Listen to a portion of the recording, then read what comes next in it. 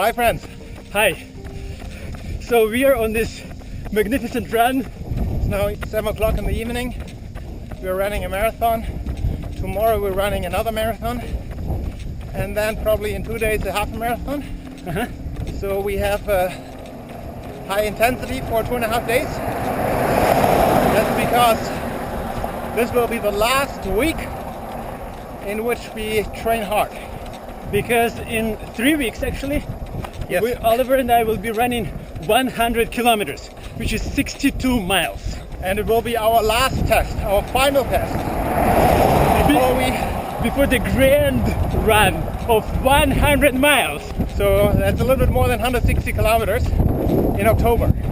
As we prepare for these 2 long runs now, we want to share with you what we haven't shared so far with you.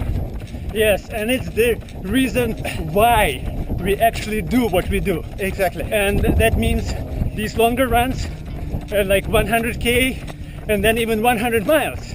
So why do we run these distances? We want to highlight 2 elements, Yes.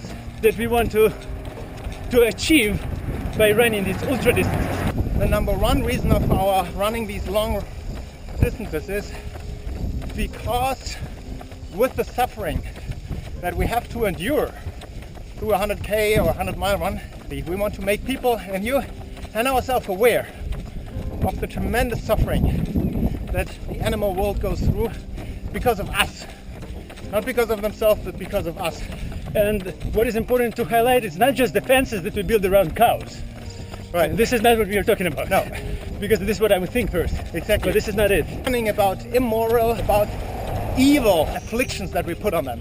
I became a father actually of a beautiful girl, of Elise Michelle, just 2 weeks ago. Wow. And what I do, I actually run because I want to leave a legacy of parents who can sympathize with the animal world and who would stand against the unfair treatment of this beautiful creation. That is why I want my daughter to remember me as a father who would say no to cruelty of this world towards animals. We want to show empathy with the suffering that all children of this world go through. So it's not just human children. What we see are those children who endure hunger and who have to live a very short life. But also the children of the animal world that are part of our world, that are part of our environment that we're responsible for. I want to give you an example. It was a year ago when our family went with our daughters to a farm, a dairy farm, here in Berrien Springs at Andrews University. My daughter, 5 years old back then, was asking, why are these little cows not with their mummies? So we had to tell her that is because if the little cows are with their mummies, then the mummies don't give all the milk to us. And actually those mummy cows have to become pregnant again and again and again. They have to be basically raped, that they produce kids again and again in order to produce dairy. Because only when they are pregnant regularly, they produce enough dairy.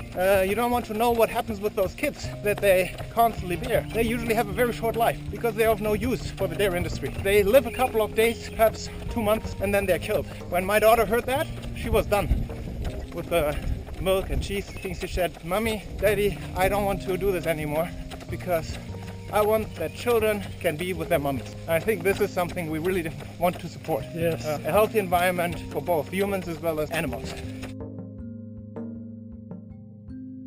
Luckily, because of you, we don't eat cheese anymore and we don't drink milk anymore. We don't eat dairy products.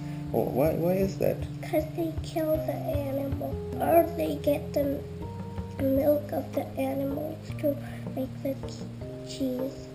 Because the baby animals don't get the milk that they deserve of the moms, and they are not together. Because they go away and they take the milk of the cows to do the cheese and the milk. Their mommy and daddy will be taken away. I don't want to eat anything that has milk or cheese and the foods. Because I want the cows to be happy. Because I want the cows to be happy. Because I want the cows to be happy. I want the cows to be happy. I like them. I like them because they are so cute. like the animals so much. Yeah.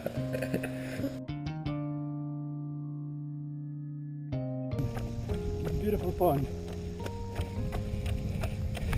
So if you go into a dairy farm, but it's not just dairy farms, any animal industry, it's amazing what you see. I don't want to imprint into your mind now the images that I've seen, both in real as well as in the media, but it's just nasty. It's just nasty, and we human beings are not worth that. It doesn't fit our own values and our own appreciation of life. Because if you think about it, this world is created in such a way that we can sustain ourselves without being cruel, without afflicting this suffering upon the little ones. And what I mean by little ones is any animals or even children, our own children. Yes. Because this is the suffering that our own children will experience by seeing our cruelty. And my daughter doesn't want that cruelty to happen to kids. Yes. Of any nature, animal or human. And so how could I, as a father, how could I continue participating in an industry that kills little children of the animal world and that makes mummies and daddies of the animal world suffer tremendously? I can give you one other example and then we leave it with that.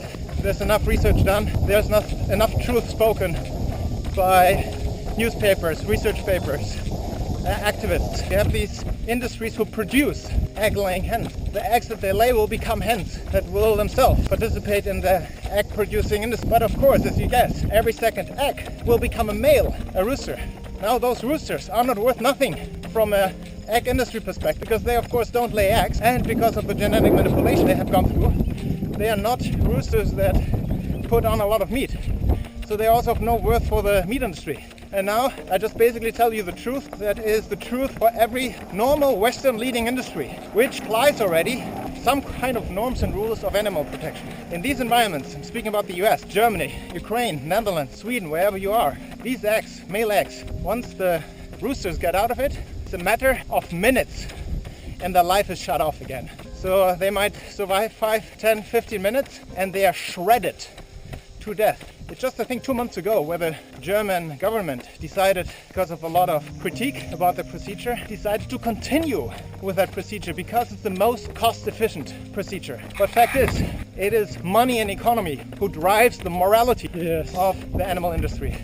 And that is the reason why we want to participate in suffering of these little ones, animals, by running 100k and 100 miles.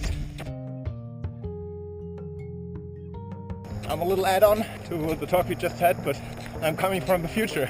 Actually today, the day after we recorded this first section, I want to add a little note with regard to dairy products and the meat industry. Yes, I, my daughters, my wife, Oleg, we are vegetarians, but we are not strict anti-dairy people, to just make that clear. Yes, we eat vegan most of the time, but our purpose is not to eat vegan. Our purpose is to eat as far as possible ethically, since most of the dairy products, milk, cheese and so on, are coming from an inhumane dairy industry. We restrain from them. So when I'm in an environment where we have milk produced from happy cows, oh man, yes, sure, I will enjoy cheese and a good glass of milk, but as long as we don't know where the milk or the cheese is coming from and we don't necessarily trust the labels, we are restraining from it. And thus we enjoy the more when we get to a farm where they have real humane conditions for the animals, and there we'll enjoy a good egg or a good piece of cheese. Well, that's all what I wanted to say, just for clarification and avoiding misunderstanding.